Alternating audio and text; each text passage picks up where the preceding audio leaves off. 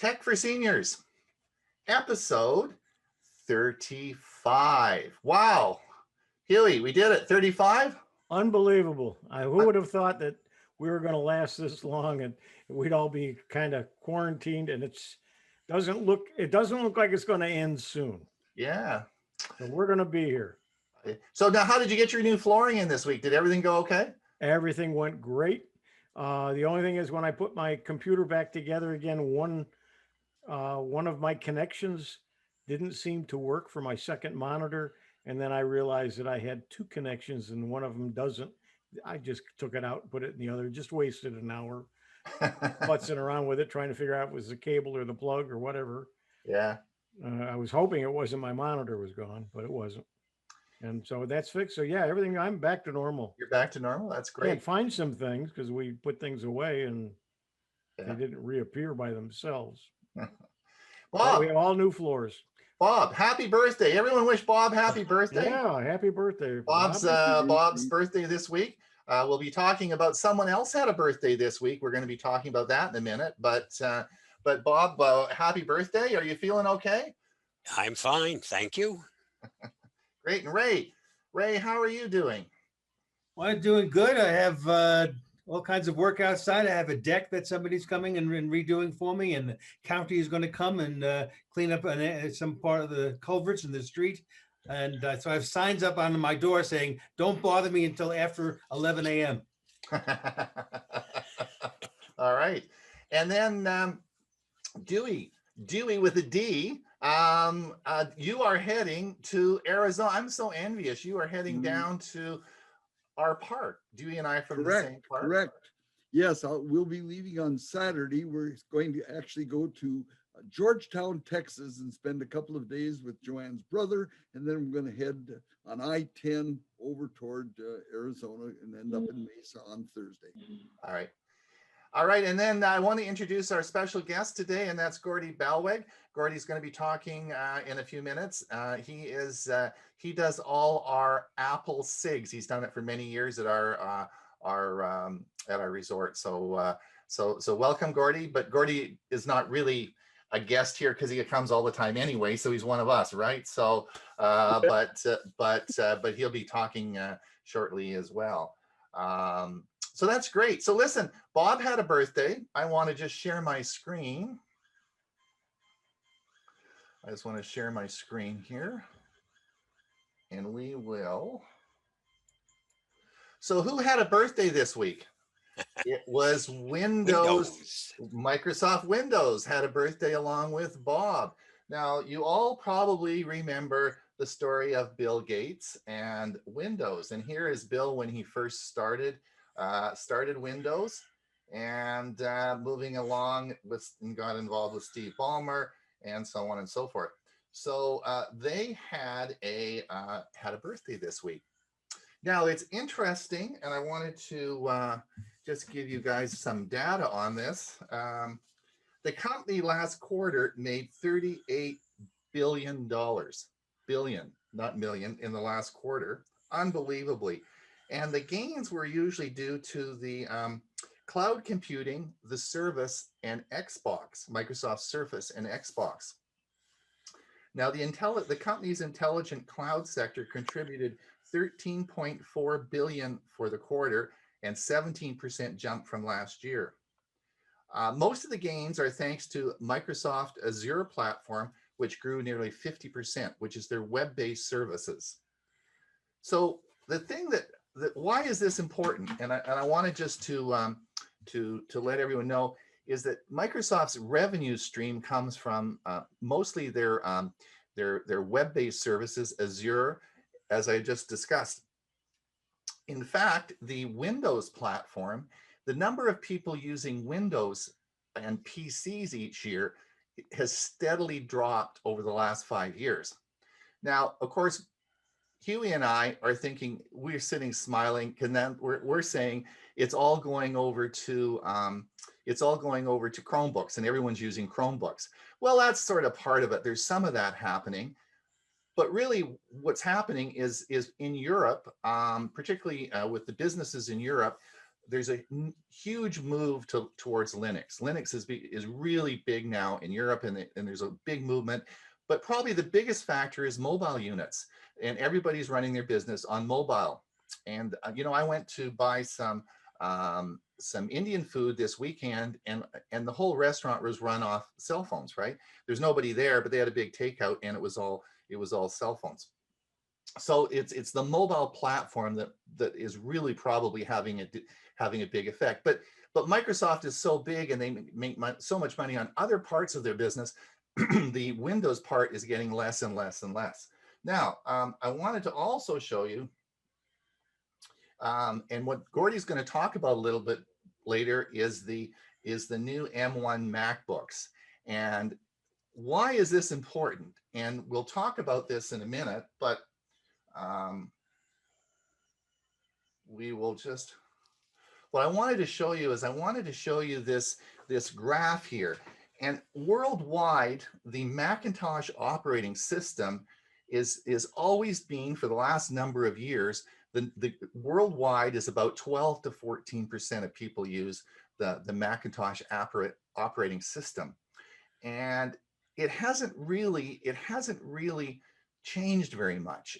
Now, it is true that there's a lot of iPads, there's a lot of other things that happen, but the actual Macintosh hasn't changed very much. Now, this could very likely change. When Gordy talks about the M1 MacBooks, you really want to listen to this. They have brought out an unbelievable chip that goes extremely fast, and I think Apple may be making big inroads into this 14%, and that's why listen carefully when Gordy gives a talk on the new MacBook Airs that have come out. All right, let's get Bob on here for his security update. Okay, let me share my screen, share the sound, and there we are. Share, make myself bigger. Good morning. Here is the Avast Security News Roundup for the week ending November 20th, 2020. Pluto TV database leaked on a hacker forum. On Wednesday, a threat actor shared what they say is a Pluto TV user database containing 3.2 million user records. This data breach is once again attributed to shiny hunters. Over the past week, threat actors have been releasing user databases for various commercial websites that were stolen during data breaches on a hacker forum. All these breaches are said to be done by a threat actor named Shiny Hunters, who has been responsible for numerous data breaches and the hack of Microsoft's private GitHub repository in the past. For the past few months, though, Shiny Hunters has disappeared and few data breaches have been reported. Since Shiny Hunter's reappearance, numerous databases have been confirmed, including those listed and many, many others. Mudge takes charge of Twitter security. CEO Jack Dorsey has tapped Peter Zatko, otherwise known as famed white hat hacker Mudge, as the new head of security at Twitter. Zatko is undergoing a review period for 45 to 60 days before assuming full control of the platform's security, which encompasses a range of needs. Reuters reported that Zatko said he will examine information security, site integrity, physical security, platform integrity, which starts to touch on abuse and manipulation of the platform, and engineering. After an early career working on special government projects, while also hacking Microsoft in an effort to get them to reinforce their security, Zatko went on to work with the Pentagon's Defense Advanced Research and Project Agency, Google, and Payment Systems Stripe before accepting his current position at Twitter. TikTok introduces tougher parent controls. Popular video sharing app TikTok has upped its parental controls to give guardians more choices when it comes to placing limits on their children's accounts. Previously, TikTok's parental control allowed guardians to set limits on time, content, and private chat use. New features added just this week include the abilities to limit comments on the children's posts, to limit who can see which posts the children liked, and to turn off the search function for specific content, users, hashtags, and sounds. Children do have an option to unpair from their guardian's accounts, but doing so automatically sends the guardian a notification, giving them 48 hours to restore the link before the account was unpaired. More on this story at BBC. Wi-Fi dead zones force schools and students to get inventive. Many rural areas in the U.S. are grappling with internet connection issues for their K-12 students. The New York Times ran an article this week about rural dead zones, particularly in parts of North Carolina and South Carolina, where school districts and students are scrambling to make use of any and all resources at their disposal. The Trump administration's inaction on building more cell towers or otherwise bolstering internet services in struggling areas has forced school districts to take creative and desperate measures, including transforming a fleet of school buses into mobile internet hotspots and sending lessons to students on flash drives. Some students' lives have been impacted to the extent that they must live with other relatives or friends through the school week just so they can use the Wi-Fi. TCL to fix backdoor flaw on their smart TVs. When researchers alerted TCL about a vulnerability they found in TCL smart TVs that allows remote access into the TV's controls and data, the company initially made no comment nor gave any acknowledgement of the claim. But after the story hit the press, TCL issued a statement that its labs were working on patches to the flaw and the update should be released in the coming days. The flaw does not affect Roku-based TCL TVs, but it does include 7 TCL models at risk. For more details, see the story on PC Magazine. If it's connected, you need to suspect it and protect it. Update as soon as possible. Noib claims Apple tracks users without consent. Privacy activist Max Schrems, who took on Facebook over data transfer protocol in a previous legal battle, is issuing formal complaints in Spain and Germany that Apple tracks users without their knowledge or consent. Schrems' nonprofit group for digital rights, Noib, issued complaints to Spanish and German authorities that Apple has installed identification trackers for advertisers in iPhones for the purposes of observing users' behavior and consumption preferences. While any change that comes from the complaint would technically be for the benefit of Spanish and German users only, the action could cause a sweeping change that affects Apple users worldwide. Read more at Business Standard. And that wraps up this week's Avast Security News Roundup. Stay safe. See you next week. Bye-bye. Thanks, Bob. Hewie with an H. Yep, hang on. Just hit the wrong button. Your Stream Deck should be, there you go. I'm Hewie Poplock.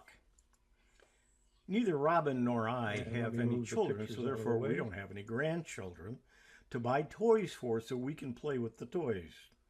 And I came across this article in PC Magazine. There's tech toys for kids. Get it all on the screen. I found it quite enlightening. I'm Hewie Pop. And why am I not getting sound? You were. It's not running. Yeah. Block. Neither Robin nor I have any children, so therefore we don't have any grandchildren to buy toys for so we can play with the toys. It's supposed to be sharing sound. I came across this article That's in fine. PC Magazine Are you that hearing talks it? about the hottest Yep. tech toys for I'm kids not. in 2020. Okay, I don't. I found it quite enlightening. Let's take a look at some of the tech toys for kids in 2020. Toys don't need technology to be fun, and technology shouldn't be the whole point of a toy. But when it's done right, tech can add elements that elevate a toy from mere fun to inspirational and give its playability far beyond the out-of-the-box infatuation. In searching for the best toys, the authors looked for that extra something that makes us feel like we might not mind getting one for ourselves, too. Their list will help you find the perfect gifts for the tiny humans in your life. This comes from PC Magazine. Moose Toys Squeaky the Balloon Dog. Squeaky is a unique interactive pet and can make more than 60 sounds and movements. He listens to commands, does tricks, and responds to petting. Note to parents, you'll probably have to help kids keep track of the several small accessories, including a pin you can use to pop Squeaky. No worries though, you can also reinflate him. This is for ages 5 and up, and I found pricing from $45 to $80 at Amazon. Flycatcher Smarty Jojo. A nice hybrid of physical toy and digital tech. The Smarty Jojo helps to teach young kids colors, shapes, right and left, up and down, and more. It's aimed at preschoolers. The cute plane gives kids missions such as find something red. Kids zoom it around and land on a red object. Smarty Jojo can recognize whether they got it right, and he'll light up in that color to boot. And it talks too, giving kids words of encouragement. It's for ages 3 to 5. It's priced at about $25 at Amazon. The DMAI AILA Sit and Play. The AILA, which is Animal Island Learning Adventure, looks like a small, squat computer monitor, but what's inside is interesting. It comes with colorful content for toddlers that's both fun and educational, teaching kids letters, numbers, colors, shapes, and more. According to the company, the AILA's artificial intelligence adapts in real time to a child's interest based on their physical and emotional reactions. It then provides 10 to 15-minute lessons that meet an individual child's needs. Content updates are delivered every few months to keep things fresh, and no subscription is required. And parents can track their kids' progress via provided app. Ages from 12 to 26 months, priced at about $140 at Amazon. Spin Master Ninja Bots. If you're not up to spending hundreds of dollars for a fighting robot, check out the Ninja Bots from Spin Master. The price is right and they're great fun to boot. First, you choose your bot's weapons. Options include a boot on a rope, a tennis racket, and a spatula. The weapon determines how the bot behaves. Then you train your ninja bot to fight via hand gestures. Once they're ready, face them toward each other and let the battling begin.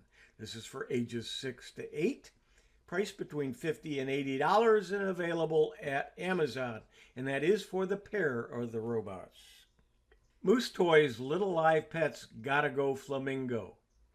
This one really floored me. Sherbet is a plush interactive flamingo that moves, talks, eats, and poops. Feed him some reusable flamingo food and he'll wiggle his neck around and swallow it. When he starts to sing, that means he's gotta go. Seat him on his included toilet and the magic happens. He can also record what kids say and repeat it back to them, so there's play beyond the pooping. Sadly, kids who are young enough to learn by example are too young to play with him, but he'll provide some fun playtime for their slightly older siblings. It's for ages 4 and up, It's priced at about $42 and available on Amazon. The Spin Master Meal Magic Doll. As for interactive dolls, the Mealtime Magic Dolls aren't scary. In fact, they're pretty cute, and they abound with features. You can choose from Mia or Maya.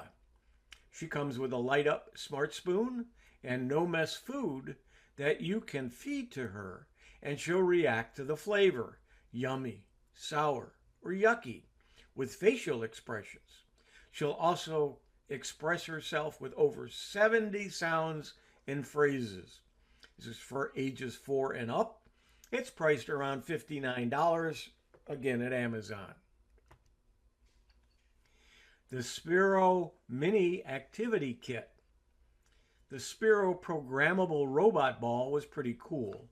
The Spiro Mini Activity Kit is a less expensive alternative that includes a clear-shelled, drivable Spiro Mini Ball with a gyroscope, accelerometer, and LED lights for 45 minutes of battery life. Also in the kit are accessories for 15 projects kids can build, play with, and even try some simple coding. This is for ages 5 and up. It's priced at $80 and it's available at Sphero. UbTech Jimu MeatBot 2.0 kit. This next gen Jimu bot from UbTech packs in the A to Z robot experience. You build it, you code it to move, and especially dance, and then you play. The kit comes with 404 Lego-like snap-together parts and connectors. Some parental help will likely be required for the build, but the companion app takes you through step by step.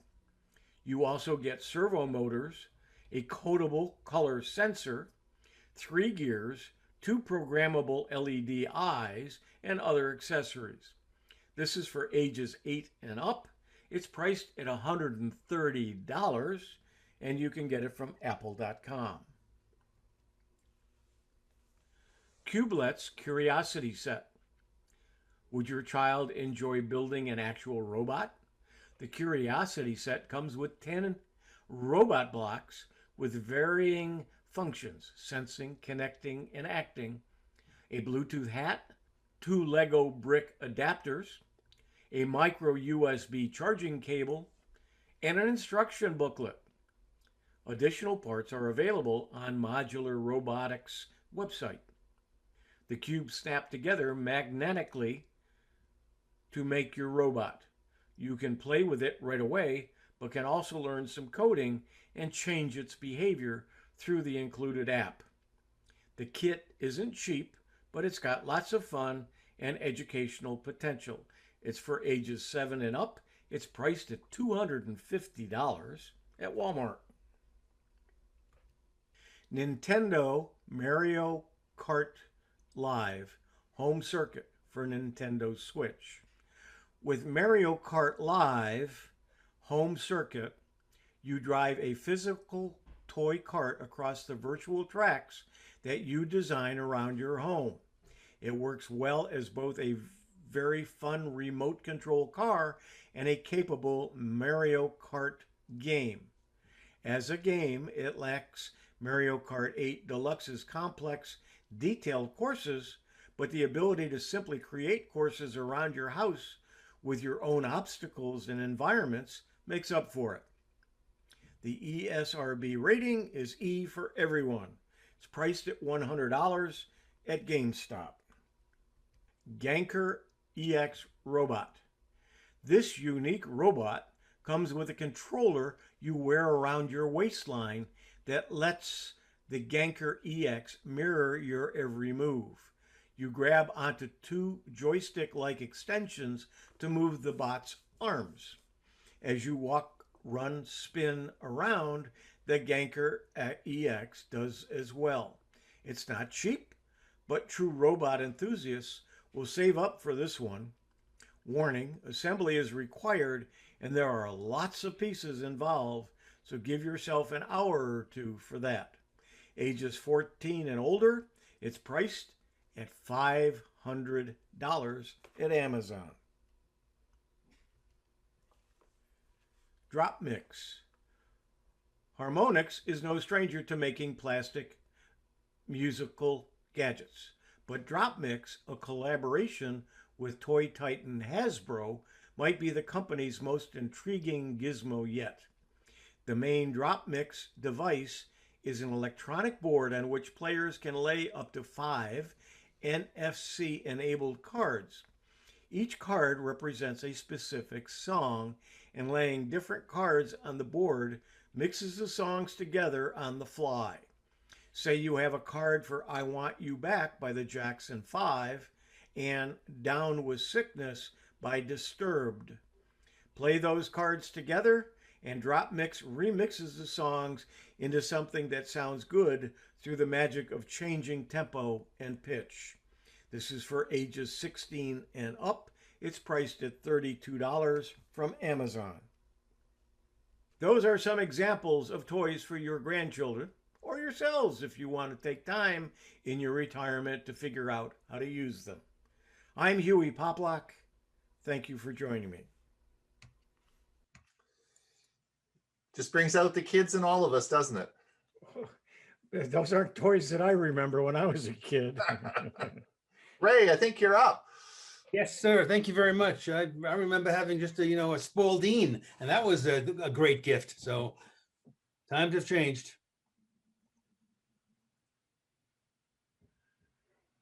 Sharing my computer. Make sure I get the right one. Here we go. Put this over a little bit. Okay, good morning again, Tech for Seniors.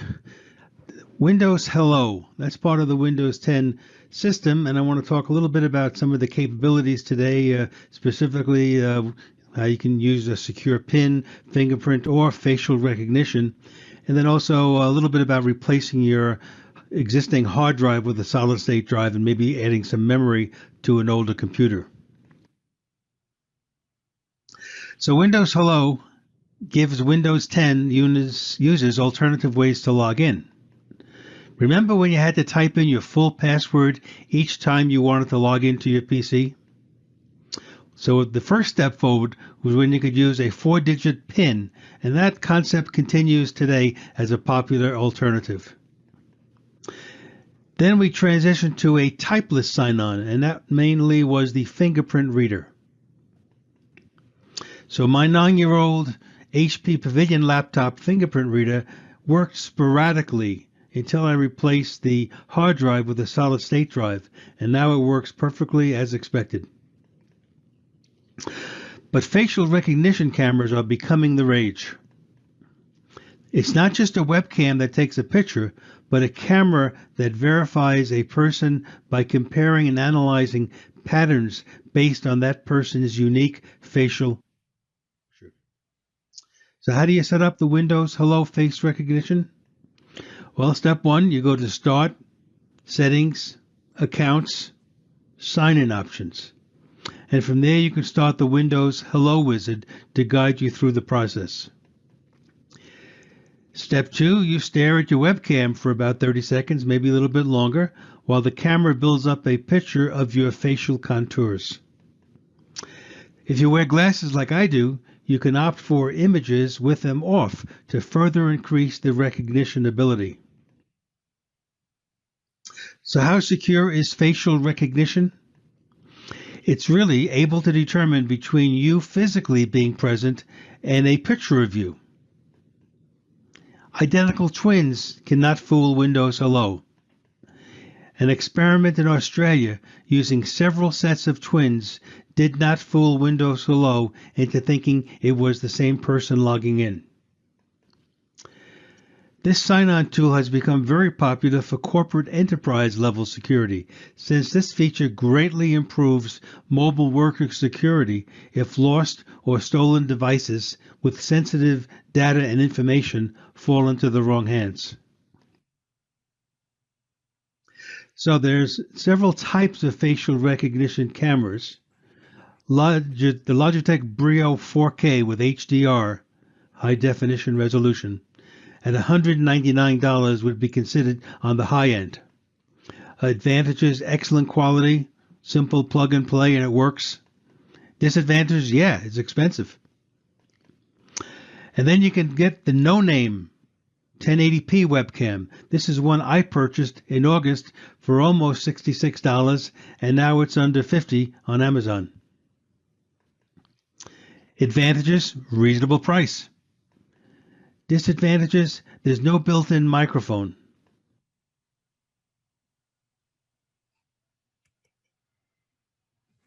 Okay, let's see if I can make a demonstration here of how the Windows Hello system works when you have an infrared camera in your laptop or computer.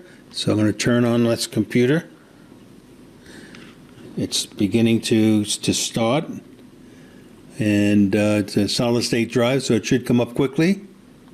And there you see it, and I'm signed in just because it looked at my face and was able to make the connectivity.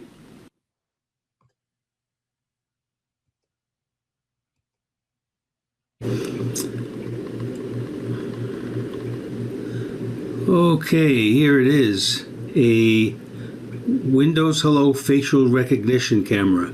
Special kind of camera that measures different parts of the face to prove the person is who they should be. Here's what it looks like. It's not that big. It fits on top of my monitor. And I'm going to show you now with the new solid state drive I installed in my desktop computer over here. I'm going to show you how quickly this computer now boots up. So let me go down. I'm going to press the on button, and then you can count to yourself if you like. Okay, she's on.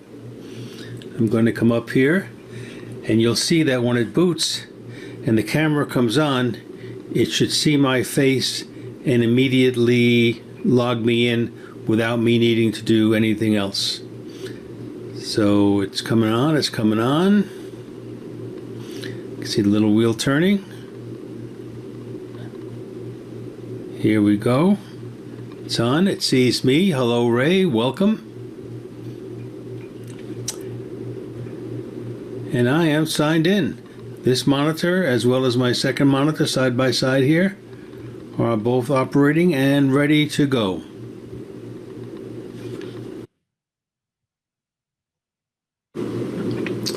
All right, here's my music computer. Now this is a 9-year-old HP Pavilion. I did recently replace the hard drive here with a solid state drive, and this one already has the fingerprint reader. So let's give this the test and see how long it takes for this one to boot up. So I need to hold the camera. Here's the on button. I'm going to press that now. And it's starting to boot up, and let's give this one the test. You can see my reflection there in the screen, but it's starting to come on. There's the HP signal, there's the Windows window. And then one more or a few seconds, it's going to ask me to put on my fingerprint. Oh, there we go, it's flashing over here. I give it the fingerprint. Hello, it says hello Ray, signs me in, and boom, I'm ready to go from a 9-year-old laptop that by any other standard would be considered old. Changing out the hard drive to a solid state drive makes all the difference in the world. I also, in both of these computers, I've increased the RAM to the maximum where they now both have 16 gig of RAM. Okay, so the bottom line, you want to replace your hard drive with a new solid-state drive and add additional memory to an older computer instead of having to buy a new one. I use Crucial.com. I find that to be an excellent website for determining the capabilities of your older computer. The site can scan your computer and tell you not only how much RAM you have installed, but which slots have how much RAM. So understand this, that laptops have 2 slots available. So a computer with 8 gig of RAM can have 1 slot filled with an 8 gig chip, or 2 slots filled, each with a 4 gig chip. And that will help you determine what you need to buy in order to bring it up to more memory. The site will tell you how much RAM your computer is capable of handling. You may want to expand to 16 gig, but your system may only allow for up to 8 gig depending on the type of motherboard. Crucial will also show you the price and size of solid-state drives that your computer can accommodate. I happen to like Samsung as they come with software that makes it very simple to clone your existing drive. All right, folks, thank you very much. And that's it. That was really, really interesting. I'm gonna try that. I'm gonna try the facial recognition. I haven't done that, but it's yeah. Once you get used to it, you know, it's like everything else. You can't go back. Yeah. That's good. That's good. Excellent. Thanks a lot. That was really good. All right. Now Hewie, where's Hewie? Hewie, I'm gonna play. Hewie sent me a clip here that we're gonna play. I will come over here and share computer sound, and we'll get play Hewie's. Good morning, everyone. This is Dewey, and this is my Tech Talk. Today's topic is browser extensions and about browsers. Recently, I took you through steps to add the very helpful print-friendly extension to both the Chrome and Firefox browsers. It dawned on me later that it would be good to know more about browser extensions, so here goes. Extensions are programs that live and run directly on your browser. Most extensions make your browsing experience easier, quicker, and better. Unfortunately, not all extensions are wonderful and helpful. Some have ulterior motives, and others can be downright nasty and maybe even harmful. Ask yourself, do you know which extensions your browser has or the browser you use the most has? If you're uncertain how to find your extensions, in the first place, do a Google search to learn how. Once there, do your best to sort out good and helpful extensions from others that appear questionable. If you know and recognize the name, names like PDF Viewer, Google Docs Offline, or LastPass, which is a password manager, you're probably okay. If you find unfamiliar names, take the time necessary to do a thorough follow-up on each one. I have an example for you. Last year, I found a Firefox browser extension called Media Player Search. I had this extension on my own Firefox browser. I Googled it and got lots of results about media players, but they didn't seem to make much sense. So I added quotes to the words Media Player Search and discovered that it probably was or could be a very nasty browser redirect virus. I'm not sure if you know what that is, but I'll tell you don't want to get it because it'll make life miserable till you get rid of it. It took me nanoseconds to quickly choose the option to remove it rather than simply disable it. Another thing, it's good advice to have the minimum number of extensions possible. Remember that a single unknowing click can bring you an unwanted extension. This provides an obvious reason to take time every so often to check out your browser extensions. Another bit of advice is to pay close attention as well to the permissions that some extensions require. You'll have to go with your instincts on that. Finally, it's always a good idea to have your files backed up. When and if something bad happens, your precious photos and documents will remain safe. I want to give a shout out to Hewie, who did a really great segment on backups last Monday. Now about browsers. The popularity of browsers in North America is constantly evolving and changing. The astronomical growth of Google's ecosystem, along with the ever-constant popularity of the Apple ecosystem, make the Chrome and Safari browsers, respectively, the most popular in North America. Now, here's a chart from StatCounter.com on browser market shares in North America. That's Canada and the US. Chrome obviously is number one at 52 point something percent. Safari follows it at close to 32%. This may surprise some that they're that close, but you need to realize that statistics seem to indicate that the Apple ecosystem has a larger share in Canada compared to the other system than Chrome does. Well, anyway, the Microsoft Edge browser is the next one, and that is growing in popularity, though it shows only little over 4% here. Other browser market share services are rating it up around 7, 8, even 9%. Firefox, although continues roughly around 4 or 5%.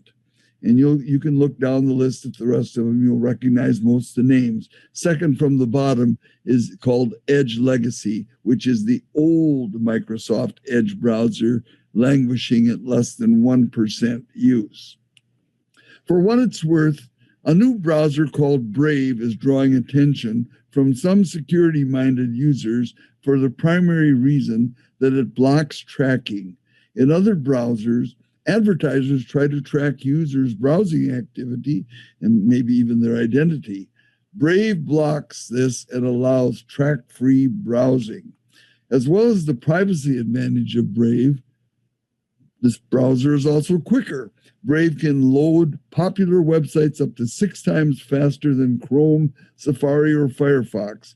It achieves this by not loading extra images, JavaScript, and tracking data. Brave is built on top of Chromium-based open source software and provides the same features and functionalities provided by Google Chrome. Most of the extensions available in Chrome are also available with the Brave browser.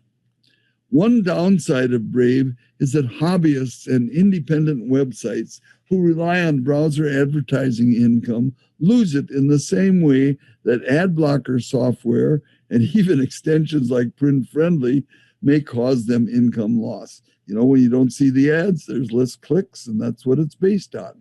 Brave has an interesting answer to this problem called Brave Rewards. Once a month, Brave anonymously calculates the attention given to sites visited and compensates these sites with a type of cryptocurrency. That's kind of interesting. Another downside reported by Brave users is that the voice search microphone usually doesn't work well compared to Chrome's very great and excellent search mic.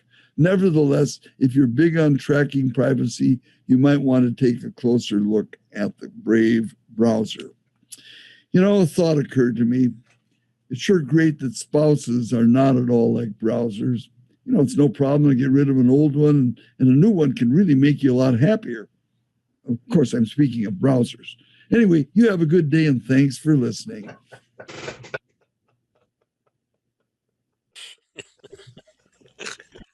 Well done, Dewey. Well done, Dewey. Thanks. All right. Now, listen, I'd like to introduce Gordy Bellwig. He's, as I said, he's a member of our club, SilverCrown CTC. For many years, he's done our Apple SIGs at our club, and he's going to talk today on the new MacBook Air with the M1 chip. Take it away, Gord. Okay, thank you.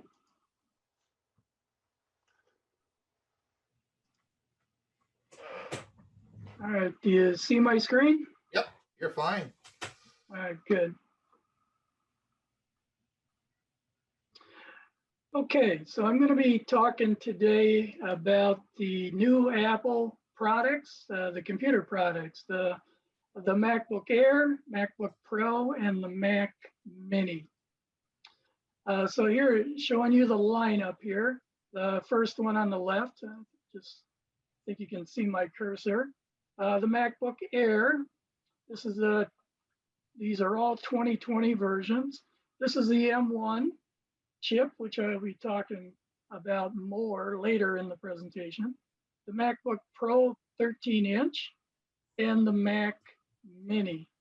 You can see the different colors they come in. The first two here being laptops, and the Mac Mini being a box that you would hook a monitor and keyboard to.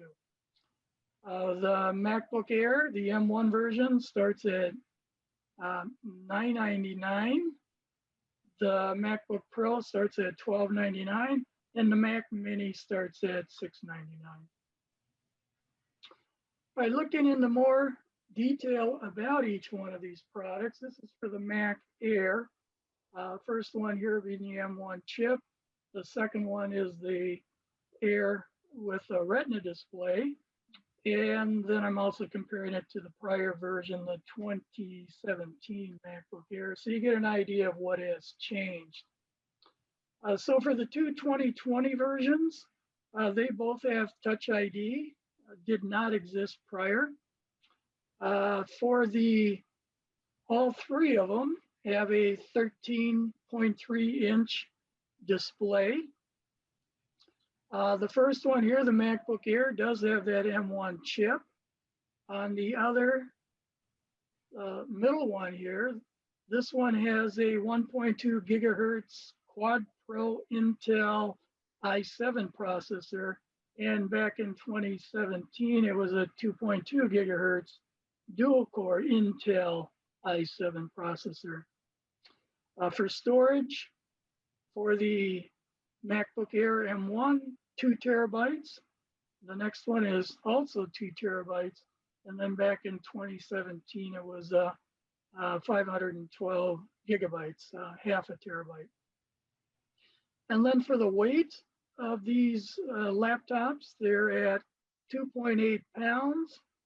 Back in 2017, they were just about a little less than 3 pounds. All right, talking about the MacBook Pro. The first one again is the M1. Second one is the 2020 version of the MacBook Pro with the Intel processor, and then a 2016 MacBook Pro. So the first two, again, have Touch Bar and Touch ID. That was not available prior. All three of them have the same display. The first one, again, is the M1 chip. The second one is a 1.7 gigahertz quad-core Intel i7 processor. And back in 2016, it was a 2.4 gigahertz dual-core Intel i7 processor. For storage, the first two here are 2 terabytes. In 2016, it was 1 terabyte. And then for the weight, they're all about 3 pounds, 3.1 pounds for the middle one here, the MacBook Pro. Looking in more detail here about the Mac Mini, the M1 version, as I mentioned, started at $699. Back in 2018, that Mac Mini was $1,099, so it's come down considerably in cost. And then back in 2014, well, I don't have a price for that one. So back to the Mac Mini, the M1 version, that is that M1 chip. In 2018, it was the 3.2 gigahertz 6-core Intel i7 processor. And in 2014, it was a 3 gigahertz dual-core Intel i7 processor. All three of them had 2 terabytes of storage. A little bit more about the new Mac computers. The 2020 versions are up to 16 gigabytes of memory, up to 2 terabytes of solid state drive. They have the Touch ID, as I mentioned, up to 20 hours of battery life. They are up to 2.8 times faster CPU than the prior versions. Right below this, it says it's up to 5 times faster graphics than the prior versions. It runs the Mac OS Big Sur operating system. Down here in the left corner, bottom left, up to 11 times faster in machine learning. So that's the artificial intelligence, also called a neural chip. And again, offering the M1 processor. A little more information on the MacBook specs. This time, comparing the MacBook Air to the 13-inch Pro and the 16-inch MacBook Pro. I'm just going to focus on the 16-inch here. I pretty much covered the other two. Notice the price on the MacBook Pro 16-inch starts at $23.99. A little more here on the battery life for the MacBook Air. If it's the M1 chip, it's got 18 hours of battery life, whereas if you get it with the Intel processor, it's 9 hours and 31 minutes. Same with the 13-inch, it varies in hours up to 20 hours of battery life with the Apple M1 and 10 hours and 21 minutes for the Intel. And for the 16-inch, it's just short of 11 hours for that Intel processor. Yeah, the storage for the Air, 256 gig to 2 terabytes. 13-inch Pro, 256 gigabyte to 4 terabytes. And for the 16-inch Pro, 512 gig to 8 terabytes. And for the memory, on the Air, 8 or 16 gig. For the 13-inch Pro, 8, 16, and 32 gig. And the 16-inch that offers 16, 32, and 64 gig. Number of ports, 2 ports on the MacBook Air, 2 on the 13-inch Pro if it's using the M1 chip, 4 ports if it's the Intel processor, and 4 ports on the MacBook Pro. Some additional information about the products. 50% of buyers are new to the Mac computers. The Mac operating system, the Big Sur, gives better performance and longer battery life. It maintains compatibility with the Intel chips. So the M1 chip I'm comparing to the Intel chips. They are compatible, which is good news for the developers of apps and software programs. The Mac computers can run iPhone and iPad apps.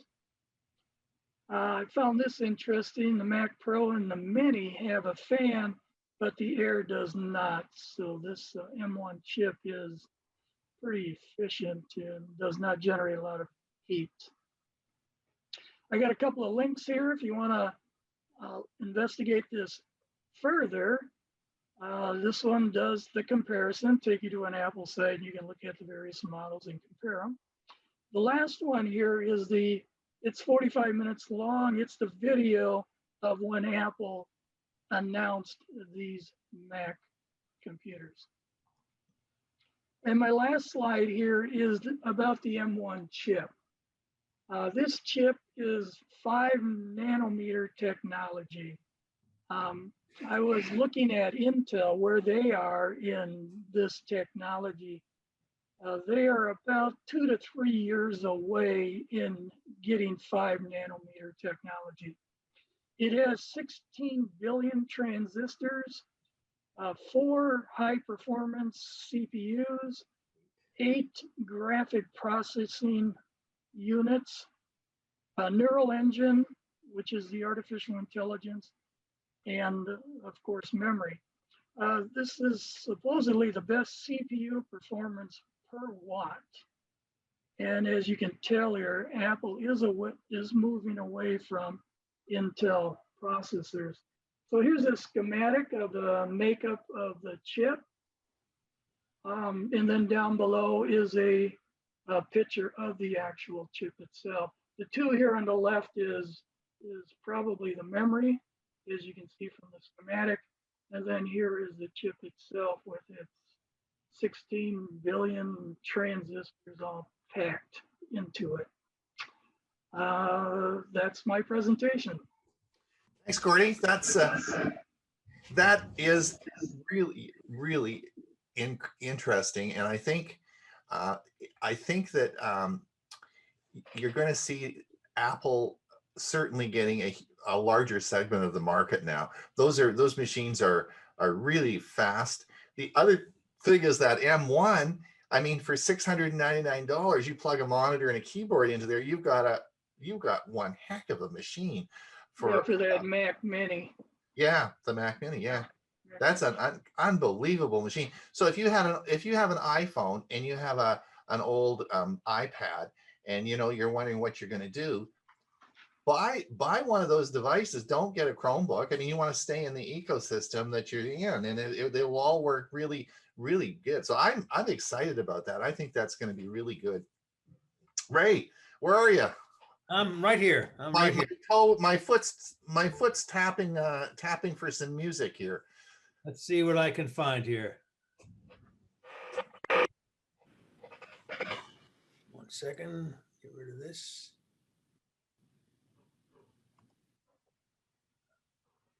Oh, there we go. Let me reduce this one and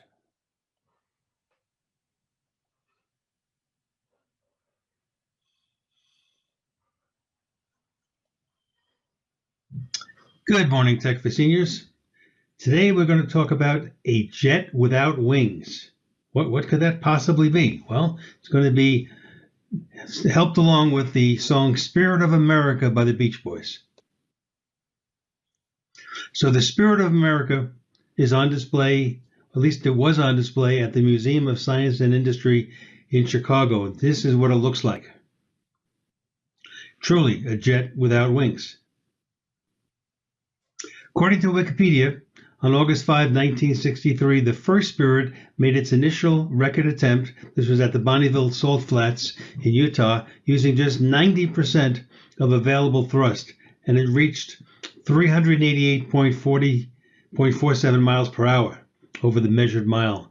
And then they get a return pass, and on this they bumped it up to 95% power, and this gave a two-way average of over 407 miles per hour.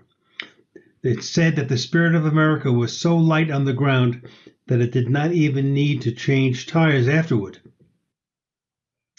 The driver was Craig Breedlove. Craig was born March 23, 1937, and he's an American professional race car driver and a 5-time world land speed record holder. He was the first person in history to reach 500 miles per hour and then 600 miles per hour using several turbojet-powered vehicles, all named Spirit of America. Here's how the Beach Boys captured that very, very important moment in time.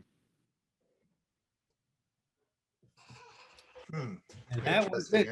Quite a day. Now, stay tuned next week. I'm going to have a special announcement as to how we're going to start to pick songs in the future. So I'll give more details next week. Thanks, Ray. We'll be, guess what? It's top of the hour. On behalf of Tech for Seniors and all our staff, I'd like to wish everyone a happy Thanksgiving this week. Hewie, are you doing anything for Thanksgiving? Just do the show. Just do the show. All right. You be around next week? Absolutely. All right. And Bob, anything special for Thanksgiving? Yeah, we're going to go to the grandkids, but not until the afternoon. All right. You'll be around next week? I'll be here. And Ray? I'm going to have a Zoom meeting on Thanksgiving with my entire family, about 14 of us. Happens to be my oldest daughter's birthday as well. So normally she does a big festive event each year. This time we're going to do it safely. Safely. Excellent. And Hugh and Dewey. Yes. We and some very close friends are going to have a drive-by Thanksgiving. And what this is, the wives are getting their heads together and each doing half the meal. And right about the time to eat, we'll each drive by the other's house and drop off their half. So happy drive-by Thanksgiving. Excellent. And Gordy, on behalf of all our staff, thank you for your presentation today. That was really good. I'm super interested about that, and I think we'll probably have a lot more questions about that in the weeks to come. I'd like to keep doing some Apple stuff, so maybe you'll keep in touch with us and we keep us up to date and so on and so forth. Anyway, it's that time that we have to say goodbye. But you know something? We'll all be back the same time, the same place, the same meeting might be next week. And I will see everyone there. And so have a safe Thanksgiving, and we will see you in a week's time. Bye, all. Great job. Bye-bye. Careful. Cheryl has